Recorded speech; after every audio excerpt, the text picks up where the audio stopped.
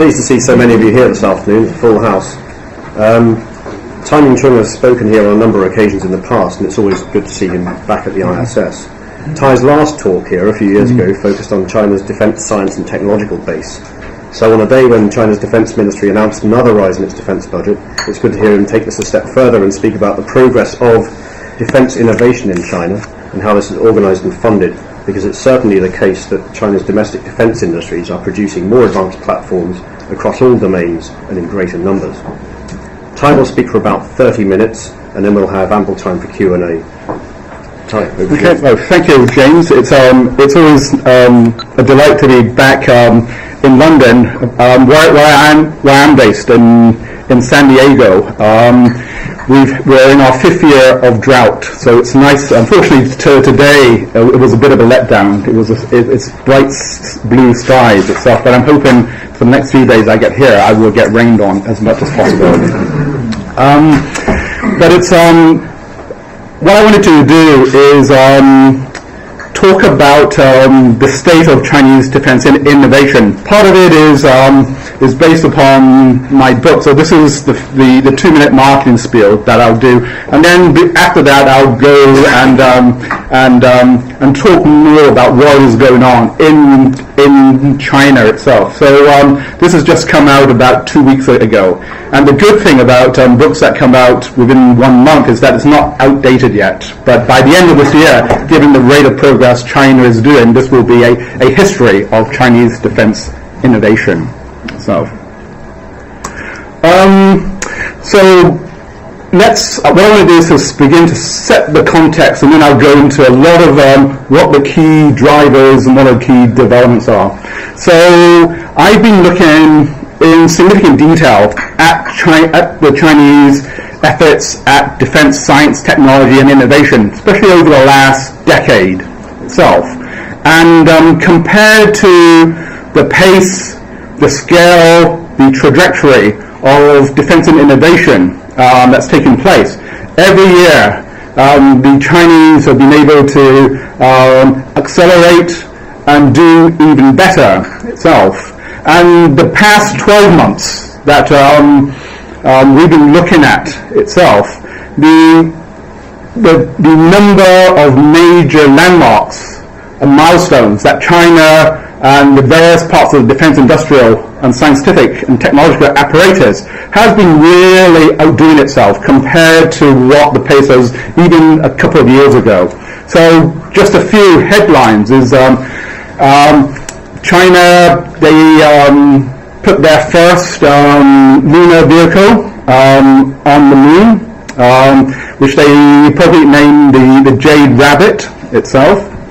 They also, last summer, they got back into the world record of having the world's fastest supercomputer, the Tianhe-2. They've done a whole range of aviation, space, shipbuilding, and other areas of technological achievements. And particularly interesting itself is also they've been very, very successful on research and development over this past decade. We're now also seeing that they're also becoming a lot more significant and successful in production, which has been sort of a weak area, because a lot of what the focus has been is sort of in the research and development stages. But especially in areas such as in shipbuilding, the Chinese have had record outputs of the production of warships. Last year, China put out 17 warships, when in the past they were in the mid single digits. And another area which I'll talk about, which also is has some interest given the defense budget, is that there's been a lot of innovation in policies itself. And one particular innovation which is particularly interesting for us to look at is that they're beginning to expand financial innovation capabilities and how that is being used to support their defense research and development. And in particular, in the last 6 months, the Chinese have began to allow a number of their defense firms to tap into the capital markets in China to use non-state funding to be supporting all their research and development projects itself, which, when you look at the universe of resources, looking at just the defense budget doesn't really tell you enough about what is going on in terms of resource allocations itself, and I'll talk a bit about that. So in overall terms, it's been a really successful banner year in the last 12 months for Chinese defense research, development, and production. And we see in terms of all these various hardware. Fortunately, this is the only piece of hardware that I'll be talking about. I'm really much more focused about the policies and the drivers itself. And there's a whole range of factors and drivers to explain this improvement and this continuing acceleration in Chinese defense science and technology innovation itself, both in terms of inputs, the funding, the access to technology and knowledge transfers itself, the incentives that go into this, that is incentivizing the workforces to push ahead, profits, especially corporate profits, the prestige that comes from being able to land on the moon or to have launched your own large-size aircraft carrier itself, the strategic prestige, and the catalysts. What are the key catalysts that really is pushing a lot of this innovation that has taken place? The external threats that the Chinese point to itself, and also in terms of leadership intervention itself. And what I'm going to be focused upon is four key issues itself. In an expanded brief, which will take us to about 8 p.m. I have about 2 dozen briefs, but no one must be here past 3 p.m., let alone 8 p.m. So I'm just going to focus on 4 of them. The first one is high-level leadership commitment. What does, especially the new leadership of Xi Jinping, think about defense, science, technology, innovation? What is the threat environment, the external threat environment, and what's the impact with what's going on within the defense, science, and technology base itself? A third area is in terms of access to external knowledge and external technology transfers itself, because especially the nature of Chinese technology development, China, although the Chinese direct talk about innovation, a lot of what's going on is absorption itself, and understanding absorption of external technology plays a very important part. And then I'll talk briefly about corporate performance. First of all, one of the things which is also detailed in the book itself is what types of innovation are we talking about? What types of defense innovation is China engaged in? And some of the work that I've been doing is that innovation is sort of like an elephant. It's different things to different people, and it's very, very broad itself. And what we've done is to develop a typology itself. On the one end of the spectrum, so like there's what we would call imitation, and this is what catch-up countries. Countries are primarily in absorbing is what they do, and China is very good at imitation, and especially advanced imitation as they move up the technology ladder. And at the other end, at the frontier, at the technology frontier, is the high-end innovation, disruptive innovation, where you can engage in breakthrough types of innovation that no other countries or industries have itself. And in between you have other types. And where the Chinese are is in terms of more so like at the lower end, the advanced imitation, what we call like incremental innovation, moving up to architectural innovation itself. And I won't get too much into this. This is a whole academic thing, but if anyone's interested, I'll be happy to sell you my book at a 30% discount if you take any of that itself. So that's just a brief definition of what we mean by innovation, and I'll continue to refer to that typology as we go through. First of all, though, one of the important dimensions in understanding how defense innovation is taking place in China itself is that, especially in a system which is bureaucratically very fragmented, where there's a lot of political vested interests that are involved, the role of the leadership plays a very important role itself. And if the top leaders are not incentivized, are not invested, who are not real champions of defense innovation, it's going to be a very difficult sell to really allow the defense science and technology and innovation system to really make major progress. And so it's important to understand how invested, how incentivized the Chinese leadership is itself. And looking at Xi Jinping and where his views are to defense science and technology innovation is very, very important, especially over the next 8-9 years that he's going to continue to be in power, because these 8-9 years are going to be the period of time when China is going to tip the scale from being a catch-up country to getting closer to a global technology frontier itself. And so, is Xi Jinping, is he involved? Is he engaged? Does he have a clear view about defense science and technology innovation? And is he really champion? Is he willing to pay attention and place resources in critical areas itself? And one of the interesting things that I've done, so he's been in power as the chairman of the Central Military Commission, as the paramount leader since November of 2012. So he's been basically in power for about the last 15 months itself. And in the last 15 months, one of the things we've been able to do is to trace where he's been going itself. I mean, it's always important in an authoritarian system like China is looking at where the leaders go itself. And Xi Jinping, he's made a significant number of trips, tours around China, looking in both in terms of military visits to military facilities, like the People's Liberation Army, as well as the Defense Industrial Base, as well as science and technology facilities that have both civilian and strategic uses.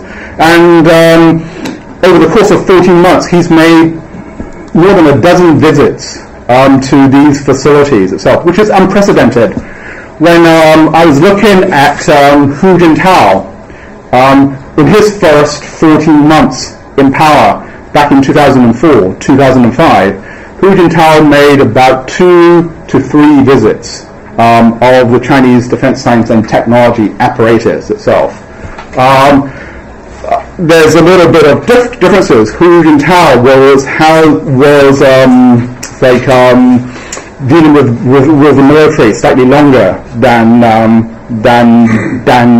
Xi Jinping. But by and large, Xi Jinping's attention, devotion to the amount of effort he's put in has really made a dramatic difference itself. And these visits, he went to tour China's first aircraft carrier, the Liaoning itself. He went to the Shenyang aircraft factory where they're making the J-15, which is the carrier-borne fighter aircraft.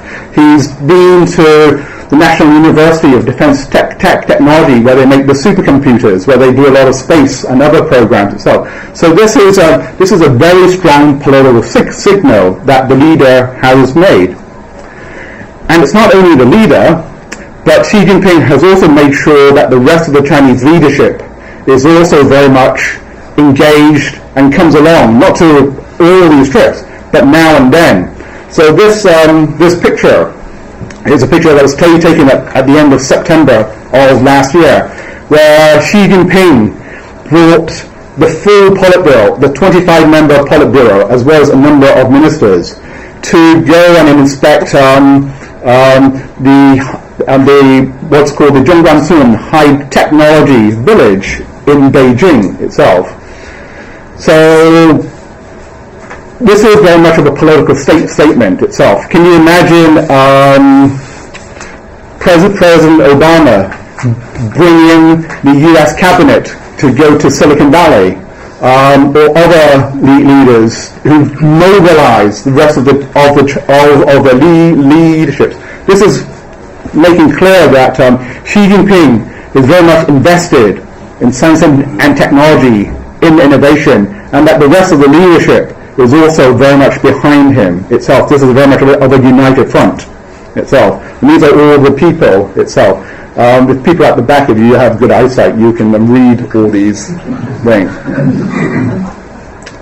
So that's the leadership. So it's very clear in terms of measurable indicators like visits and the attention that the leadership has, that Xi Jinping is very much engaged and invested and incentivized to focus on defense, science and technology, as well as national science and technology and innovation efforts itself. Another very important driver of science and technology, defense science and technology innovation, of course, is the external threat environment.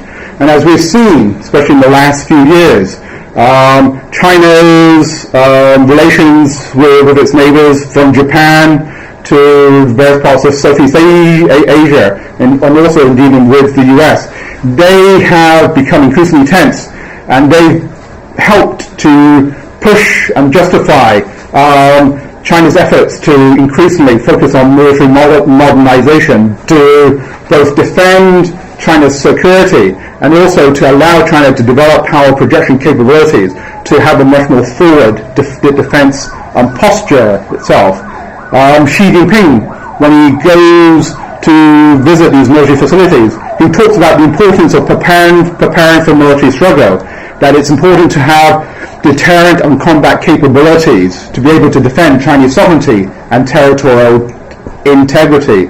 And in this way, it means that the defense, science and technology and industrial apparatus is a very important component of this overall effort at preparing for military struggle itself.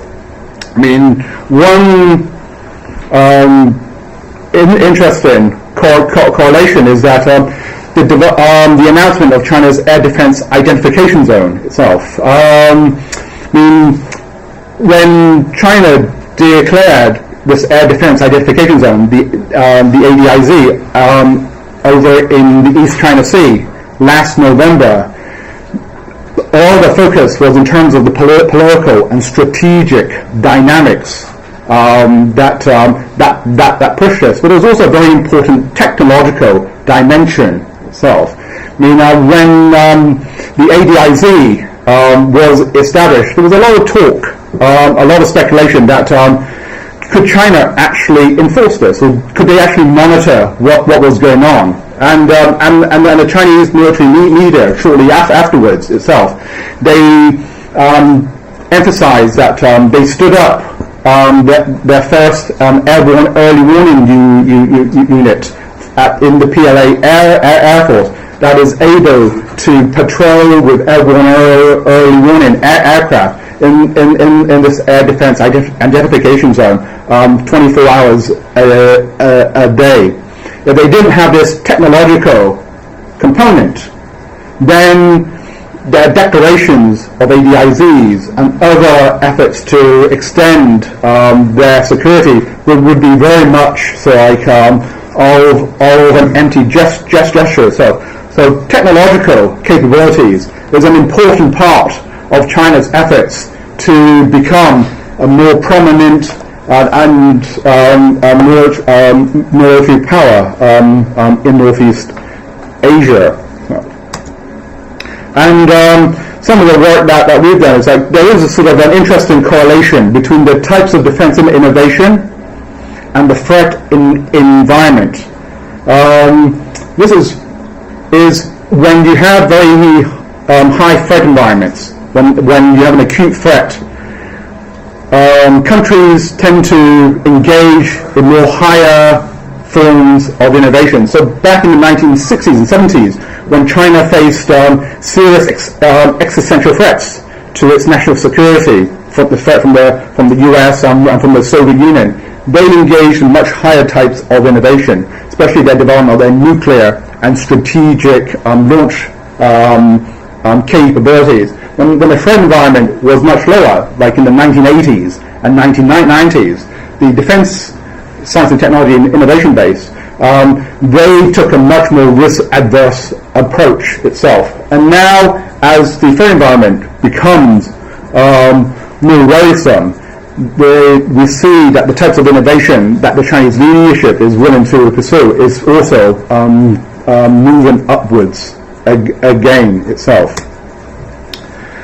The third factor to talk to is how much is China doing its defense, science and technology and innovation activities by itself, and how much is it acquiring these capabilities through foreign technology and knowledge transfer itself.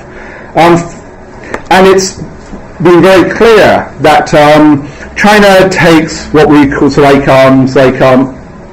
a dual approach. There's a significant part of Chinese homegrown research on defense science and technology, but there's a also very important and growing part where China is absorbing, by whatever means, foreign technologies and knowledge itself. They have a whole infrastructure to do this. They have very good access to sources like in Russia itself. The Chinese, in particular, they have a strategy on this itself. This is what we in the academic literature call an advanced imitation strategy. The Chinese have what we call the IDAR strategy, which is introduce, digest, absorb, and re-innovate. They are, in Chinese, it's the Yinjing, Xiaohua, Xishou, and Zai Chuangxing.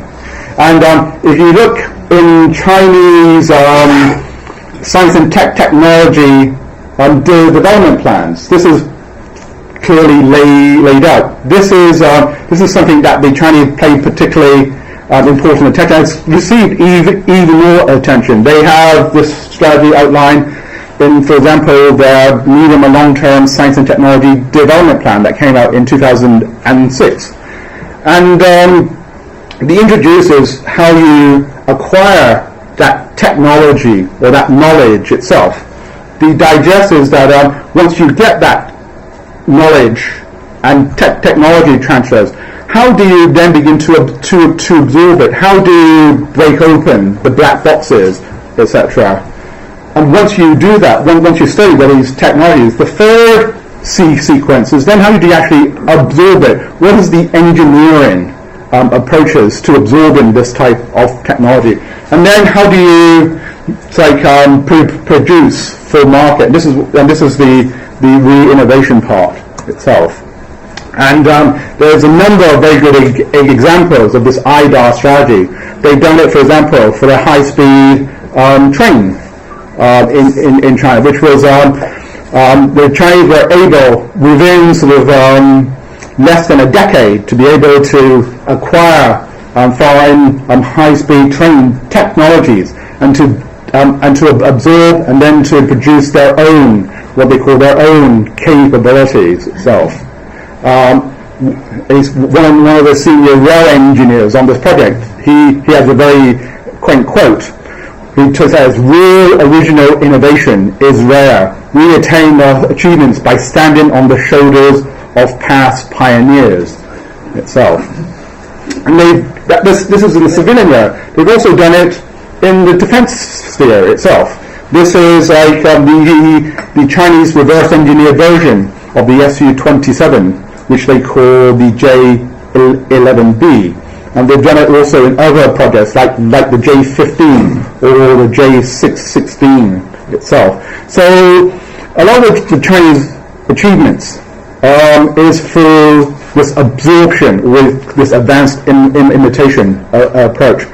And some of the work that we've done, it's like you can see the actual infrastructure. So we've looked at it, there's a whole range in various industries. This is one based upon the high-speed railways. They have things like national engineering technology research centres, state laboratories, enterprise technology centres, where a lot of the capabilities, the know-how is absorbed and re-engineered itself.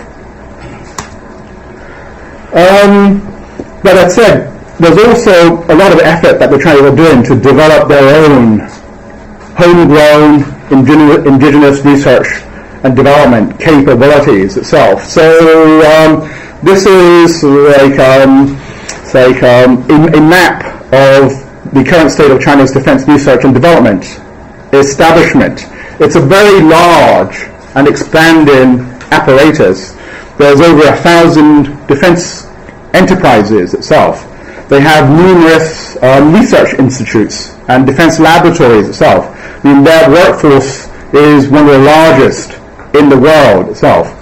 And the interesting thing about this map is that it's enterprises that are supposed to be at the center itself, which is for a country that is given China's historical legacy. Enterprises have not traditionally been the center and dynamo of defense and innovation.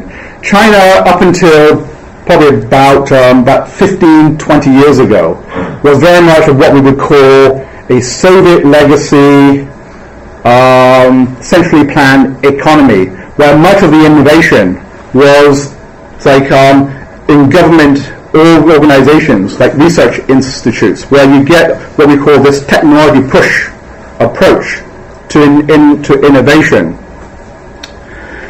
In the last 50 years, and in particular in the last few years, there's been this emphasis that, and the Chinese have read the works of the key innovation thinkers like Joseph Schumpeter, where innovation really takes place is in companies, is in enterprises, and they emphasize that it's important that the big defense firms, where market discipline and market drivers are much more important than top-down government policies and support. That is what is going to allow China to have a long-term sustainable model of innovation. And so it's important that that these defense firms play an increasingly bigger role itself.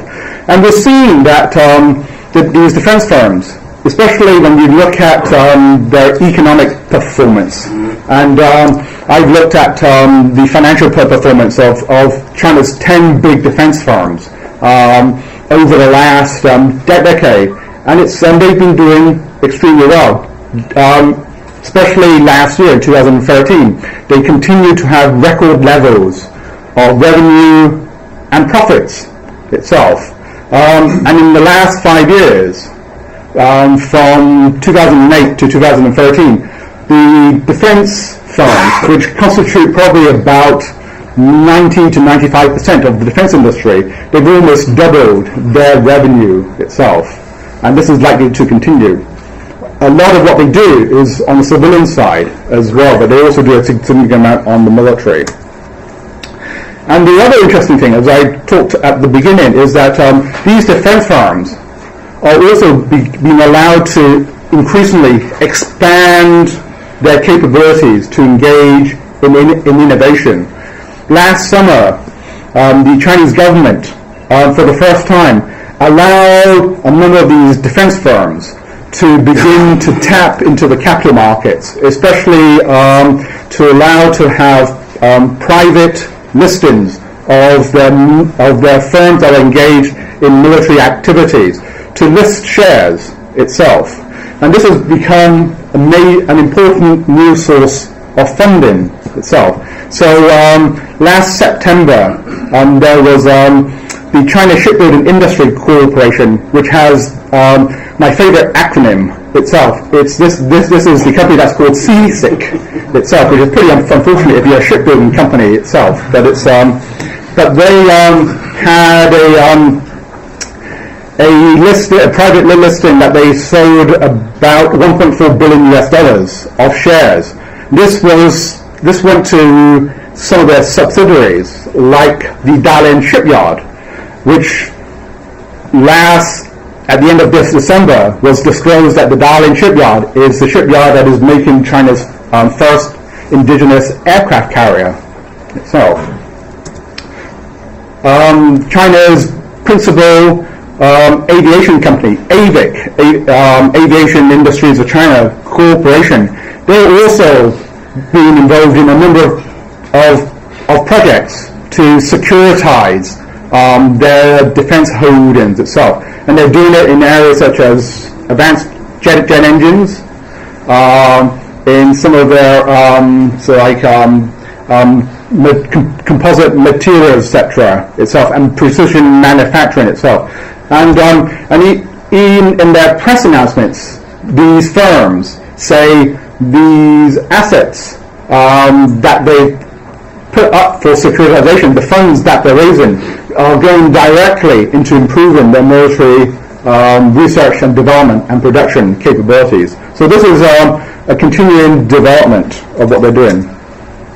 And there's some estimates that the Chinese firms could raise between 500 billion to 1 trillion renminbi over a long term if they have the same type of ratio of firms as in the US or in Europe of defense firms that are listed on their stock markets itself.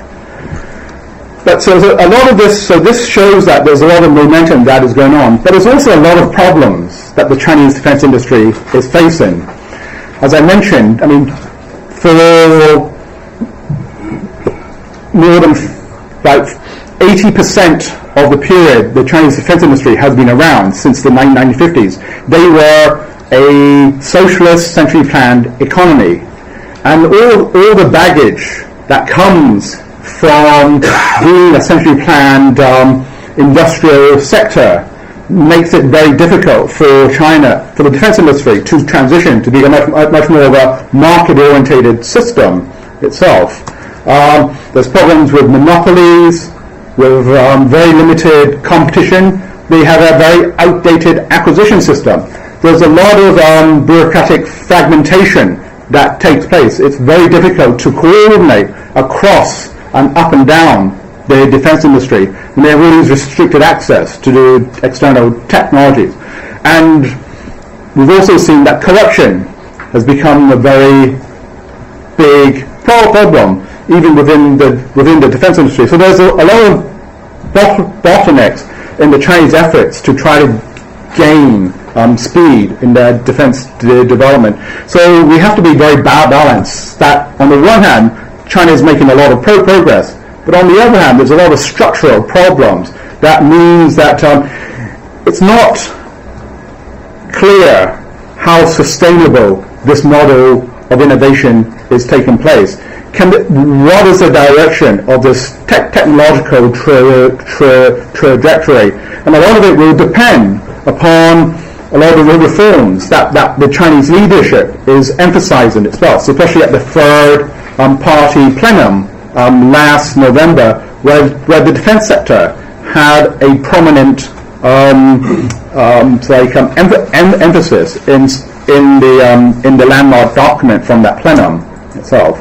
There's various corruption issues which I won't go into, but it's but it's important that one of the senior Chinese military officials, Vice Chairman Xu Qiliang, mentioned that the two areas where there's a lot of corruption is in construction projects, which is not surprising, and armament research, production, and procurement. So, and the Chinese authorities, they recognize that the innovation model which they're pursuing is not optimum itself. The Chinese have been really pouring resources into national and defense science and technology innovation for around the last decade or so. But the leadership has said repeatedly that the returns on investment are actually not very good itself, that there's too much imitation, really real innovation and there's very low efficiencies itself. And so they're doing a lot of reforms to try to adjust what is going on. So I've gone on for too long, but the conclusion, which is also in the book, that's my third attempt to sell this, is that China basically, they have a two-level defense and innovation model itself. One is what we would call a good enough model, which is very important for a catch-up country itself. China is very focused on a cost-efficient innovation model that's much more suitable to its internal needs itself.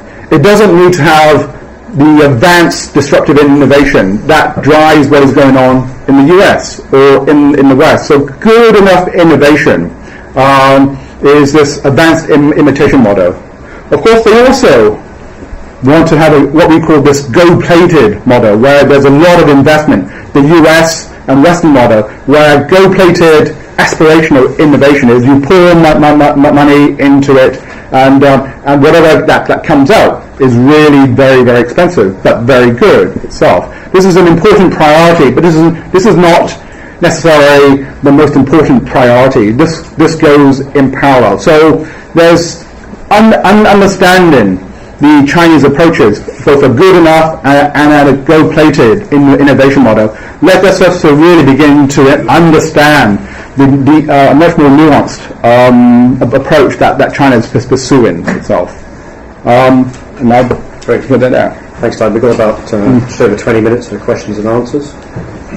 Start with Nicholas McLean. Thank you very much. I wonder if you could tell us something about how the intellectual property that is created in China through this process of innovation is protected, and particularly because China is also active in international sales of defence equipment. Right. How is it protecting this? How is it protecting IP abroad in foreign competition? Right. Sorry, before you answer, if you're asking a question, just state your name and affiliation, please. So, intellectual property rights is a critical incentive for a country that really aspires to innovation itself. And of course, it's no secret that China has been very, very much challenged in terms of protection and this intellectual property regime. In the last decade or so, there's been some improvements in China's efforts to develop an intellectual property rights regime. There's slightly better enforcement, although it's very, very mixed. They're developing an infrastructure where people are able to apply for patents and be able to defend that, whether through legal or law enforcement means itself. But I think it's when you look at the Chinese track record, what you're getting is this two-level strategy. One is that the Chinese authorities, both in the defense and in the civilian area, they're beginning to say, well, we really have to protect domestic firms when it comes to IPR rights itself, and so they're doing that. But they say, but we're not there yet to protect foreign firms itself. So with foreign firms, especially with this IDAR strategy, they're saying we still need to use whatever means to acquire foreign technology, especially high-end things, and so they're really willing to turn the other eye when it comes to dealing with foreign firms. But with domestic firms, because a lot of domestic Chinese firms say, well, why should we invest heavily in research and development if other firms are going to steal that itself? And the Chinese are not, it's unique in this itself. When you look at the intellectual property rights development strategy of how other catch-up countries have done that, the Japanese, the South Koreans, and other countries, they followed this model where they were serial counterfeiters, etc. At some point, there's a tipping point where counterfeiting, and stealing, is outweighed by the costs that you can't innovate because no one is willing to go there. The Chinese have not reached this tipping point, but they're moving slowly in that direction. Yes. It's Masato Imura, Japanese freelance journalist. I would like to put a question from the cyber perspective. And as for X-35, it is reported that Lockheed Martin and BAE system was breached by a Chinese cyber activity. And next question is about innovation of cyber capability of PLA. So on the first question, whether Lockheed and BAE, I mean, I don't have all that any inside information. I mean, it's been well reported in the press that the Chinese cyber community, I mean, they're very assertive and they're there to see whatever is there. So it's like I wouldn't be surprised if they've gotten access to other countries' capabilities through cyber hacking or other types of activities itself. And I think this is, in terms of their IDAR strategy, I mean, it's whichever way that they can get these foreign capabilities is what they would do. In terms of the cyber capabilities of the People's Liberation Army, I mean, it's quite clear that there's a lot of resources that are being poured into this in organizations such as the PLA's General Staff Department's third department. There's all these organizations. I know that whenever I'm in Washington, D.C., they always point to a map of Shanghai, and that there's a particular building where they pay a lot of attention to, beginning with a letter 6, with number 6 itself. But if you have a look, I think it's compared to the US, where we have a much better idea of the types of cyber capabilities that the US has itself. I mean, I think that the Chinese would love to have what the US has in terms of their cyber capabilities. This is what all countries do itself. So the Chinese, in terms of various case studies that have been done, the Chinese cyber capabilities tend to be a little bit less well practiced. They're discovered very often. I remember it's like some people, they did a case study of how one Chinese organization was hacking into a company, and they worked out that the cyber attacks from China started only at 9 a.m. Chinese time. There was a break between 12 p.m. and 1 p.m. itself, and then the cyber stopped at 6 p.m. itself. So it's so there's a lot of mixed qualities from the Chinese side. Thank you. My name is Dr. Shahid Qureshi. I'm Bureau Chief of Frontier Press. You mentioned corruption in one of the challenges the Chinese government is facing. And probably you're aware that about $32 trillion have been hidden in tax-free safe havens. What measures Chinese government has taken to tackle that corruption, and how can the Chinese government assist Pakistan with their investing about $30 billion recently signed to tackle similar kind of corruption going on? So, Okay, well, this is slightly away from the presentation itself. This would be a whole presentation and more. It's one of the key policies of Xi Jinping and his regime is to focus on anti-corruption itself. And he's very much, over the last year that he's been in charge, has very much pursued a very aggressive anti-corruption campaign. They're going what they call both for the tigers and for the flies, both at the top end and at the lower end itself. But it's like corruption in China is very much of a structural and systemic issue, right? So what you see that the Chinese authorities are trying to do by cracking down and arresting various people, is that sometimes they're focusing on the symptoms itself, or some of the output of that itself. But it's really very difficult for them to actually tackle the core roots of that corruption unless you have a complete overhaul of the Chinese system. You need to have better transparency. You need to have better governance systems in place, and that takes a very, very long time. So I think what Xi Jinping is trying to do itself, and is that it's to contain the problem itself. You can go after some people, but sometimes if you push too hard, there's a lot of political pushback itself. When you look at the Chinese leadership, they probably placed their best and most experienced person in charge of the anti-corruption campaign, Wang Qishan itself. But I think it's something that it's going to take a very, very long time itself. I think this current campaign, people are aware of what's going on. There's keeping people's heads down. But I think corruption will continue to persist itself. Jonathan, the Secretary. Cornelius Fokker, member of the Institute. Thank you very much for a very thought-provoking and interesting talk. You mentioned at the beginning that the recent 12 months have been a banner year for the Chinese defense industry, and you mentioned the moon rover, you mentioned drones, and the helicopter, the Z-10.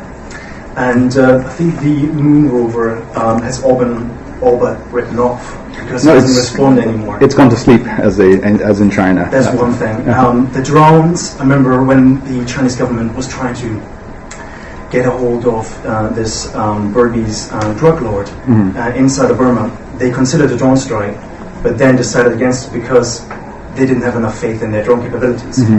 The Z-10 was only presented officially last year.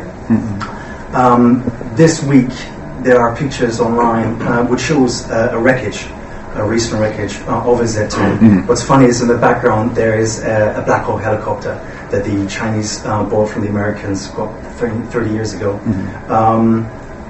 And you also mentioned the trains. The Wenzhou train crash comes to mind. Doesn't sound like a banner year to me. Is it a matter of hardware is there, yes, but software is not? Or what's... why am I seeing this wrong?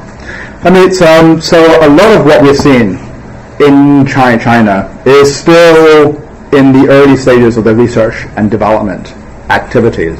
But we can also point out to a lot of successes, right? So when you look at programs like their aircraft carrier, their Liaoning aircraft carrier, granted that is sort of like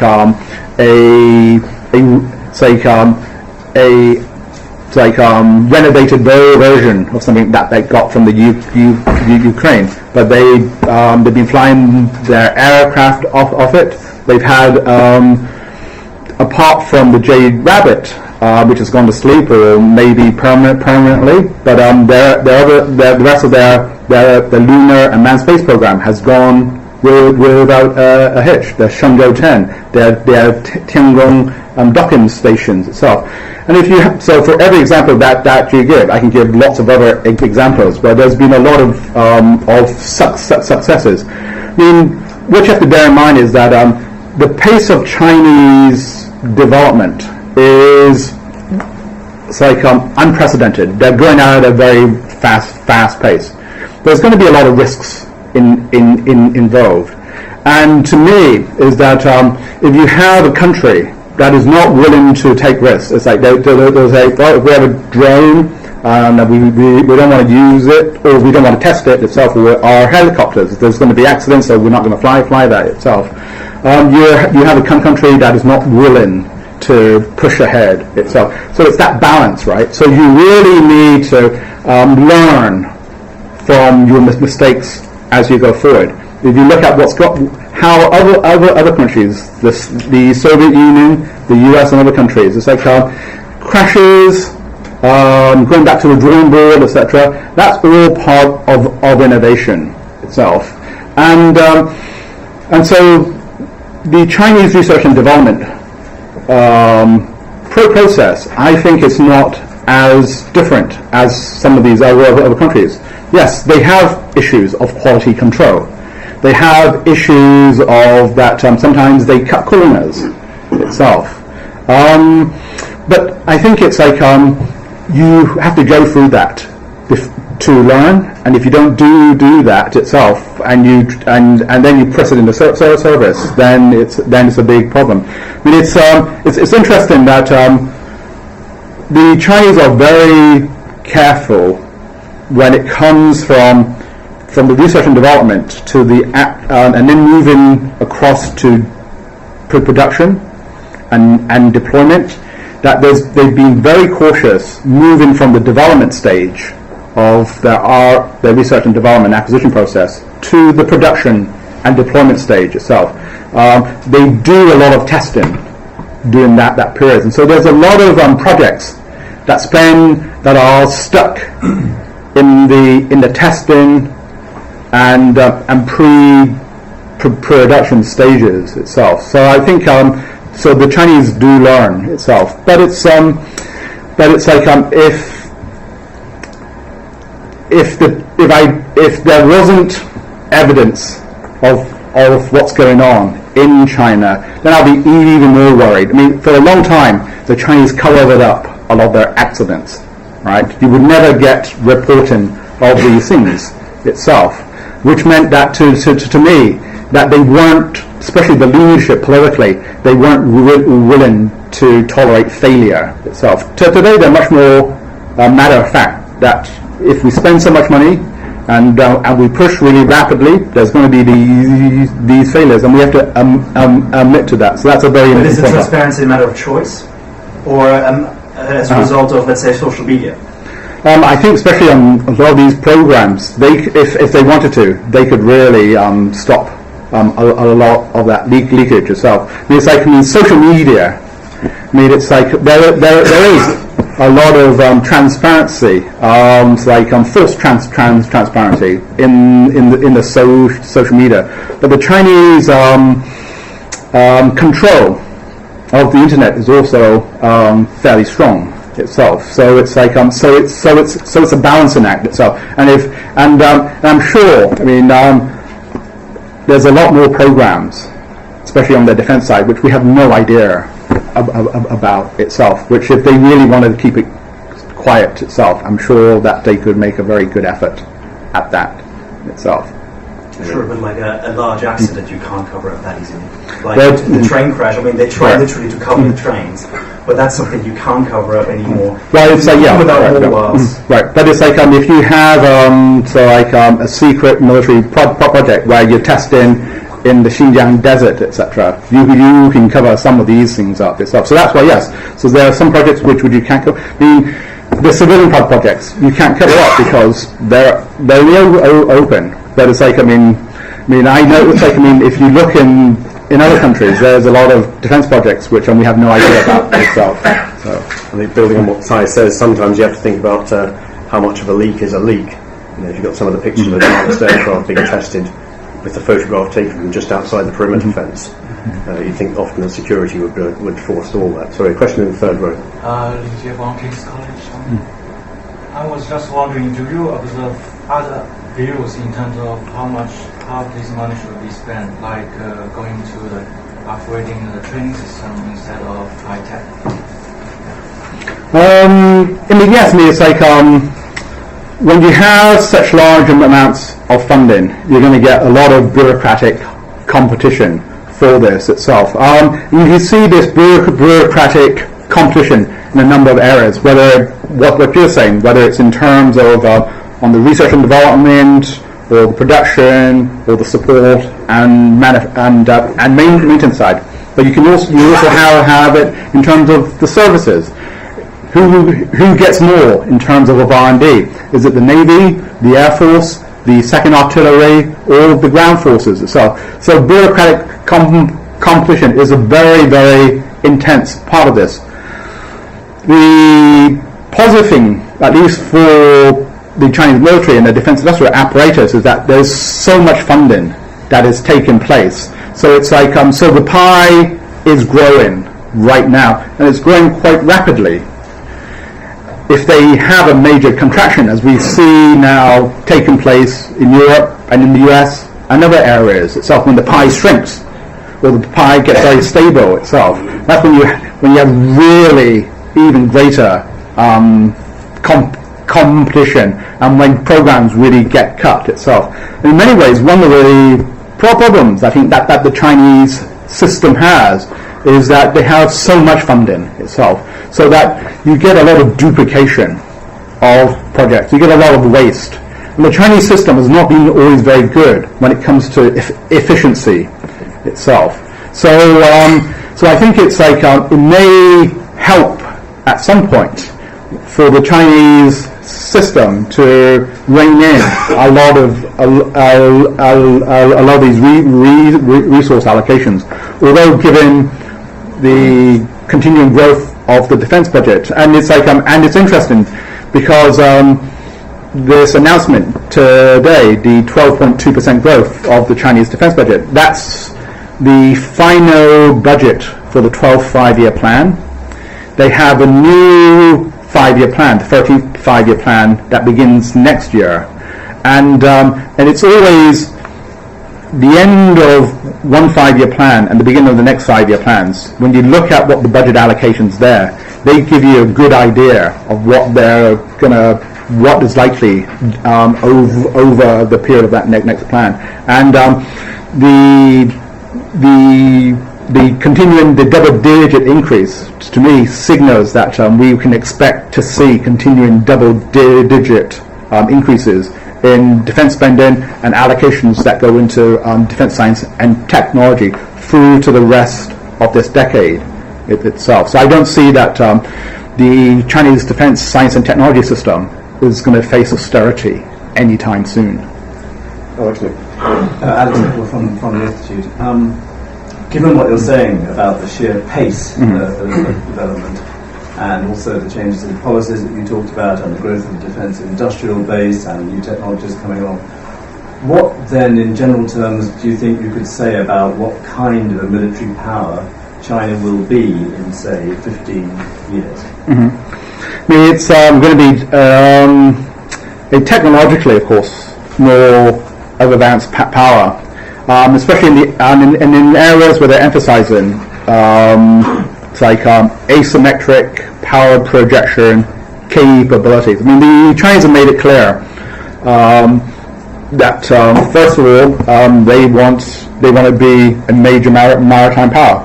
We've seen this in terms of their record levels of shipbuilding production. They're moving now on the aircraft carrier front.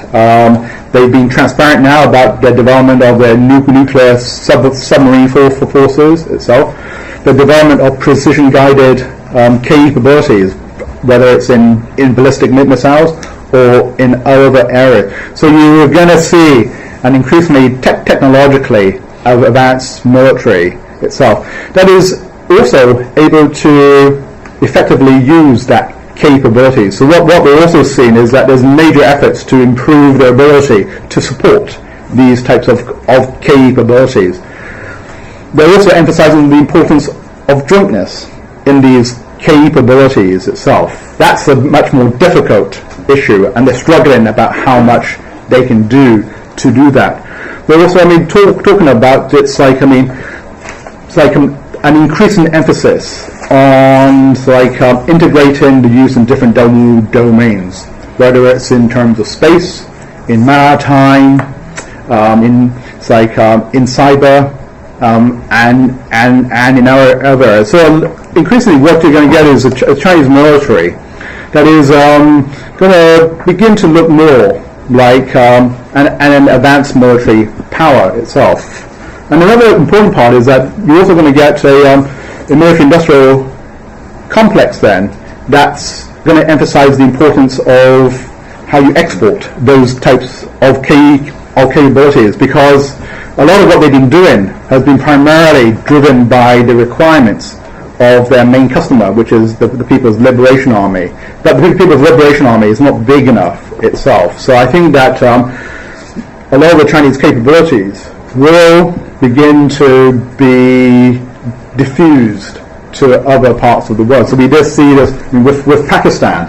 They've done various agreements.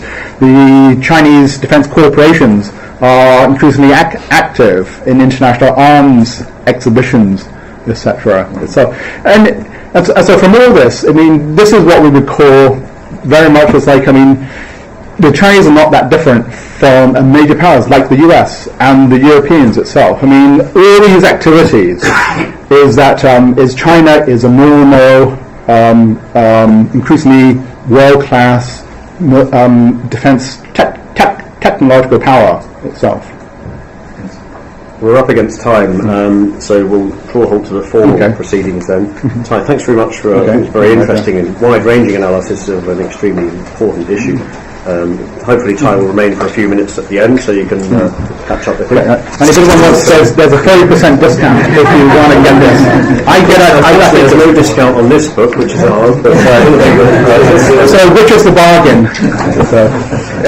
About 171 countries. A couple of housekeeping points. This was the first in a defence military analysis programme series of events on Chinese military developments. The next one will be on developments in Chinese military aerospace in April. Also coming up in a couple of days, we've got another event with Dr. Gary Seymour, who used to be here as Director of Studies years ago, on negotiating with Iran, prospects and problems, and on Wednesday 12th of March, armed groups and the challenges for security in Colombia. But before we all go, I just wonder if you'd join me in thanking today's speaker.